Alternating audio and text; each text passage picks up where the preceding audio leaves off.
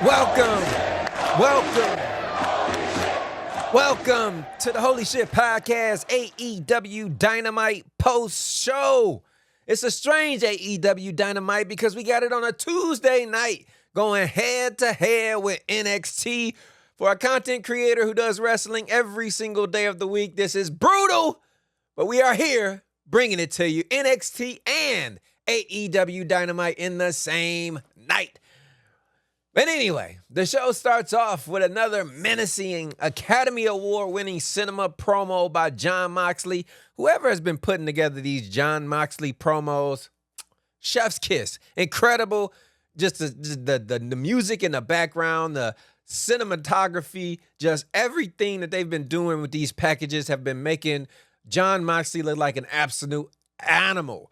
But it was a warning to Bryan Danielson that he intends to end him and declare war on all of AEW this weekend at Wrestle Dream when they fight for the AEW World Title.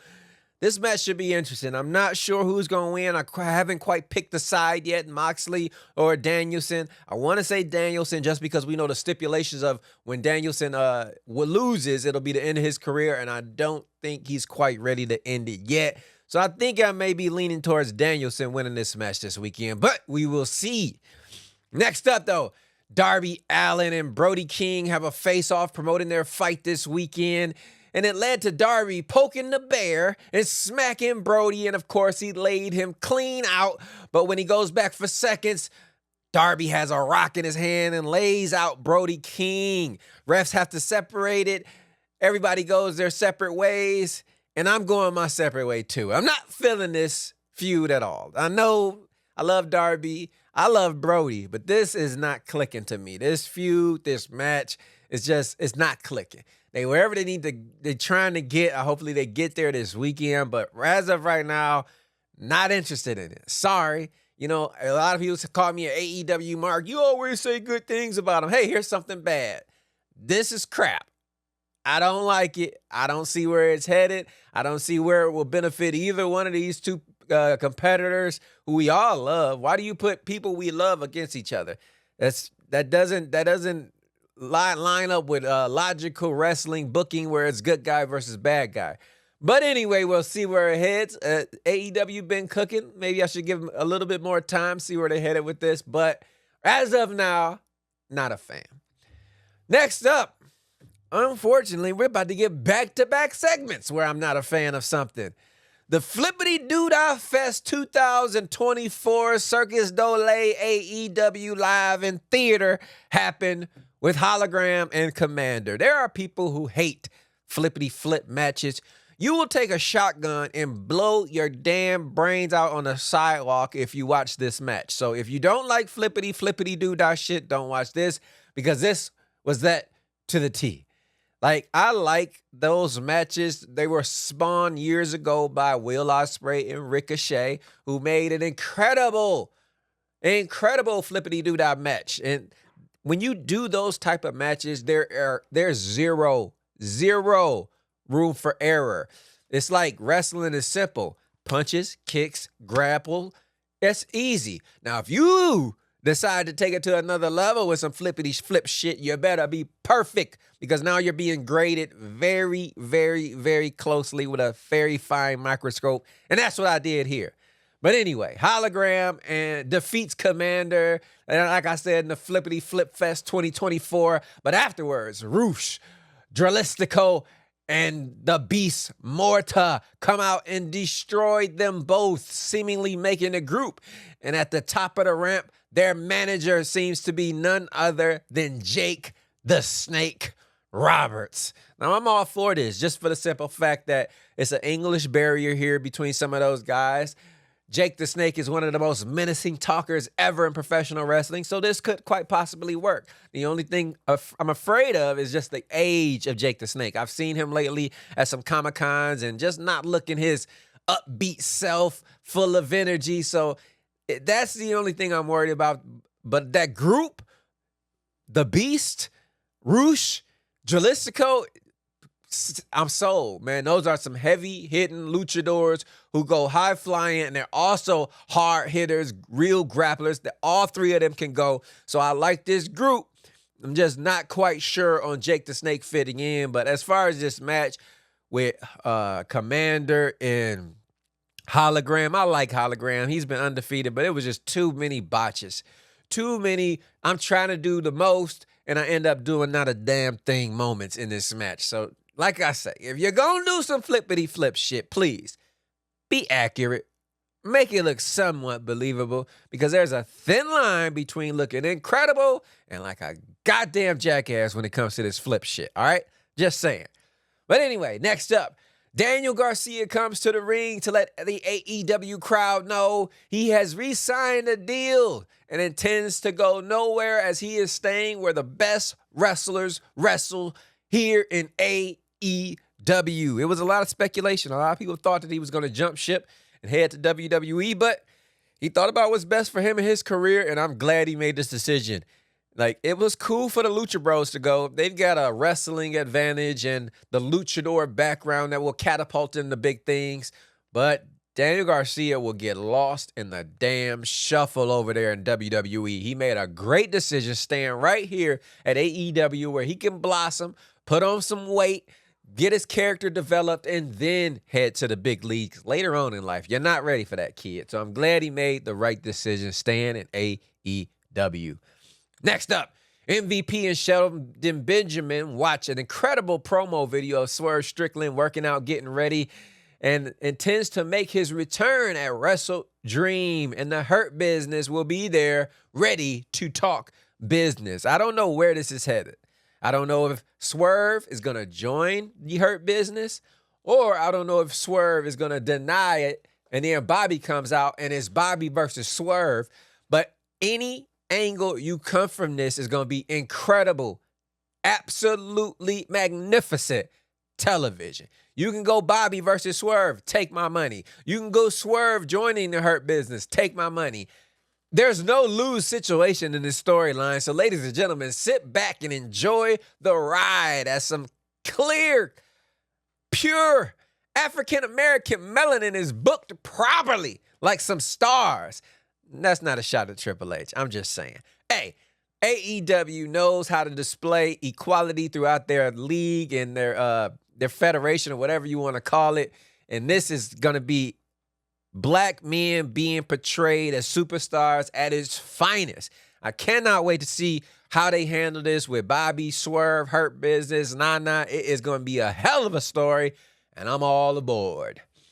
Next up, Willow Nightingale defeats Saraya, Nyla Rose, and Jamie Hayter, and faces off with Mariah May at the top of the ramp, as she is now next in line for the Women's World title. Then Mariah May lays out Willow, whoops her with the belt, setting up their match this weekend at Wrestle Dream. I did say a few weeks ago I want Willow to be the champion. This might be a little soon. You might want to have her lose this weekend. Keep fighting. Like I say, Shawn Michaels said it's best. The title is most prestigious. His business is doing its best business when there is a babyface chasing the title. So have her chase it longer, have her lose, have her come back again later on and maybe take it later. But right now it's too soon. I do like the fact that Willow is getting a shot. It's going to be a great match. It's going to give Mariah May a possibility to become even more of a heel, because we love Willow so much. So if you do anything to her, it's going to piss us off. So they know that. They know what they're doing. They're rolling full steam ahead. I got Mariah May retaining this weekend over Willow, but don't get me wrong. It's going to be one hell of a match. Next up, Jay White defeats Cody Chun, some local guy, I don't know. But afterwards, he grabs the mic and challenges Adam Hangman Page, saying, I'm headed for the world title, but before I do, I got some business to settle with Hangman Page. Brother, Jay White, you just came back. I don't know if you've seen what's been going on. This ain't the same Hangman Page. You might have want to stayed out of this. This man is crazy. He's burning down houses. He's attacking families. You might not want no smoke with this guy. But Jay White, Hangman Page is still going to be an incredible professional wrestling match. And you know how AEW does. Every pay-per-view match, all the time pretty much, almost 97% of the time is going to be a banger. Hangman Switchblade, take my money. I don't care who wins.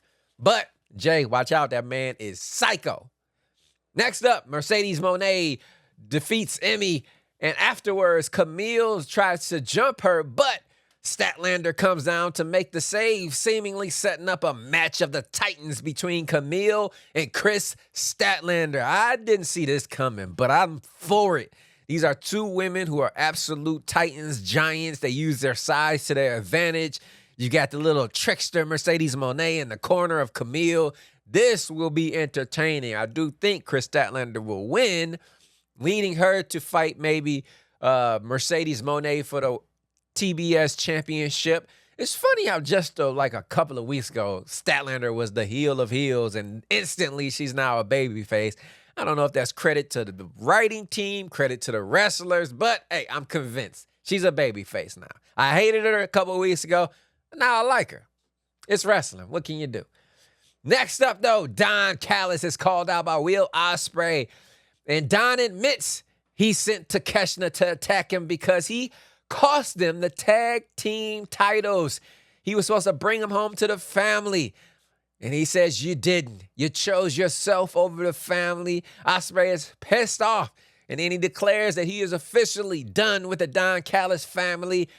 Don Callis is pissed off about this, smacks the hell out of Ospreay. Ospreay grabs him up, and out comes Takeshita, laying out Ospreay. And then his boy, my future, I'm telling you, I'm calling it, future world champion, Kyle Fletcher, comes down to the ring to make the save, and now he's put in the position because Ospreay is one of his best friends. Don Callis has given him the hell of a rub, put him on platforms, gave him matches. He has to choose now. Don Callis puts the screwdriver in Kyle Fletcher's hand and says it's either the family or Ospreay. He chooses neither and walks out. And then Takeshita and Callis jump on Ospreay, and to the save comes Ospreay's challenger along with Takeshita this weekend for the international champion Ricochet to make the save. But Ricochet, still, he not cool with Ospreay either. He gave him a look like, I saved your ass so you'll be healthy this weekend when I take your title. Takeshita, Ricochet, and Ospreay will have the match of the night this weekend. I'm telling you right now, whatever you're doing, if you're busy, you're thinking about taking a bathroom break, that match, don't do it. History will be made. Dave Meltzer, you already know, he going to give him like 1 million stars just because that's his boy Ospreay, and I'm going to be on board with him. They going to tear the house down, and I quite possibly see Takeshita winning the international championship. He been killing it. I just got this feeling he's going to make it happen. Now we get to the main event where Danielson and Yuta defeat Pac and Claudio, and afterwards you knew that it wasn't going to be over when the bell rang. It's too much animosity and heat in this feud for that to happen. And of course, Moxley jumps in. Him and Danielson are going at it. They fight all the way to the back, leaving Yuta by himself in the ring. Pac and Marina are jumping on him. Claudio stops him, and I'm thinking for a second, oh, he's going to give him a second chance. But no, he just stopped him so he can get his lick in. They're jumping on him, and then Danielson finally makes his way back to the ring for the save, clearing house, setting up his match this weekend versus Moxley for the AEW World Championship. Like I said earlier, I'm not for sure who's going to win, but I got a feeling Danielson will because I just don't see him retiring just yet. He said when he loses it, it's over. I just don't see that, man. That man is fight. If you've seen his recent matches, he's got a lot in him, man. And Danielson is not the type of guy to just sit at home and let the ship float by without him jumping on. So if he's active and he's ready to go, he's going to keep wrestling. And I think that's where he's at right now. So I got a feeling Danielson will win, but I wouldn't be shocked if Moxley pulls it out. But that was AEW tonight, head-to-head with NXT on a scale of 1 to 10. This show wasn't great to me. This might have been one that fell down from the streak that they've been on recently. So I'm probably going to give tonight's show a C plus, about a 7.6. Yeah, about a 7.6. It was good. It was still a high-quality show. It was just a hologram commander match, just rubbed me the wrong way with too many botches. Darby Allin and Brody King, I love the both of them. I don't like them fighting each other. So just those two things is kind of what brought it down. But other than that, they're still telling great stories. They're still putting you on the path of what's coming and what's going on currently. So I'm loving the direction that AEW is heading. Now, as far as this head-to-head shit with NXT, don't do it. Stay on Wednesday. Leave NXT on Tuesday and let us get wrestling every single day of the week. This may be me being selfish because I'm a content creator who does this professionally for a living, and double duty is goddamn difficult. I mean, you got to watch one show, finish the other, choose one over the other, watch that after. Then you got to be right on point with your content right after. Please, for the sake of all that is holy, keep these shows separate. But that's it for us today. Next time you will see us all will be live right after SmackDown this weekend. We're going to find out the fallout from The Rock and Jimmy Uso coming back. So it should be a hell of a show. Like I said, we are now live every single Friday. So this Friday, catch us on Instagram, Facebook, or YouTube, whichever one you prefer. Jump in the comments, join the feed, give us your insight, your feelings, ask us questions, and be involved because we're not just the host, you are too. But until then, y'all know who it is. It's your boy, ABE, and you've been tuned in to the Holy Shhh Podcast.